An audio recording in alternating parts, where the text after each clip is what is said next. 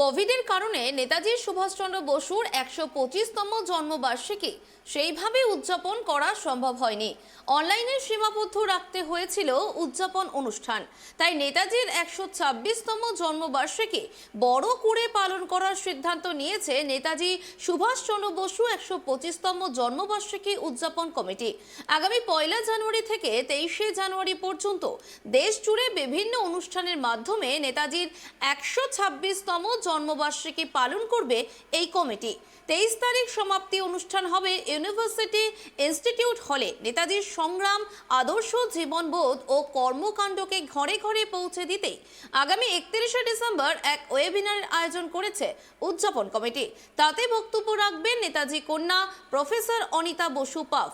গোটা অনুষ্ঠানটি সোশ্যাল মিডিয়ার মাধ্যমে সম্প্রচার করা হবে বলে বুধবার সাংবাদিক সম্মেলনে জানিয়েছেন উদ্যোক্তারা। আমরা আজকে এই যে প্রেস মিট করছি, এটা সর্বভারতীয় স্তরে নেতাজি সুভাষচন্দ্র বসু ১২৫তম বার্ষিকী পালন করার উদ্দেশ্যে এই কমিটি গঠিত হয়েছিল 2021 সালের 23 জানুয়ারি। আপনারা সকলে জানেন, কোভিড পরিস্থিতির জন্য আমরা যেভাবে চেয়েছিলাম নেতাজি সুভাষচন্দ্র বসুর জীবন সংগ্রামকে সাধারণ মানুষের মধ্যে নিয়ে যাওয়ার, সেটা আমরা পারিনি। আমরা ছোটোখাটো কিছু প্রোগ্রাম ছাড়া, কর্মসূচি ছাড়া অন্যান্য কর্মসূচিগুলো আমরা অনলাইন করতে বাধ্য হয়েছি।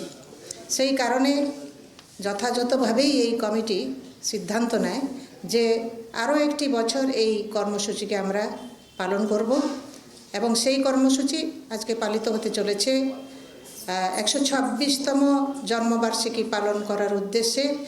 আপনারা জানেন, আমরা অলরেডি বলে রেখেছি এখানে এবং হ্যান্ডআউটেও আমরা দিয়েছি যে 23 জানুয়ারি 2023 সালে আমরা নেতাজি সুভাষচন্দ্র বসুর ১২৬তম বার্ষিকী পালন করতে চলেছি।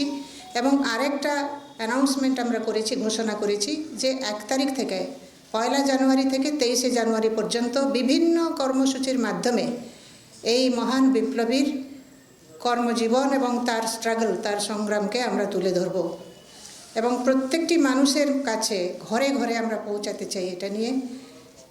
এবং এই যে ১ তারিখ থেকে ১ জানুয়ারি থেকে ২৩ জানুয়ারি পর্যন্ত যে অনুষ্ঠান, এই অনুষ্ঠানকে আমরা ঘোষণা করতে চলেছি, তার একটা ওয়েবিনার, আমরা ওয়েবিনারের মধ্যে এটাকে উদ্বোধন করতে চাই এইতে ৩১ ডিসেম্বর আমরা একটা অনলাইন ওয়েবিনারের মাধ্যমে এই সমস্ত কর্মসূচিকে ঘোষণা করব এবং নেতাজির জীবন চর্চার মাধ্যমে এই ওয়েবিনারকে সকল মানুষের কাছে পৌঁছে দিতে চাই। আমরা খুবই গর্বিত এবং আনন্দিত যে এই ওয়েবিনারে বক্তব্য রাখবেন নেতাজি সুভাষচন্দ্র বসুর কন্যা প্রফেসর অনিতা বসু পাফ।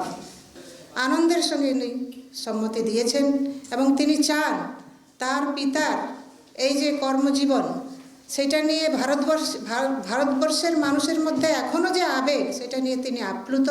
আমাদের সঙ্গে তার কথা হয়েছে এবং তিনি খুব গ্ল্যাডলি এটাতে বলার জন্য সম্মতি দিয়েছেন। আমরা রিকোয়েস্ট করব, আপনাদের প্রত্যেকের কাছে আমাদের আবেদন, আপনারা এই বক্তব্যকে শুনবেন।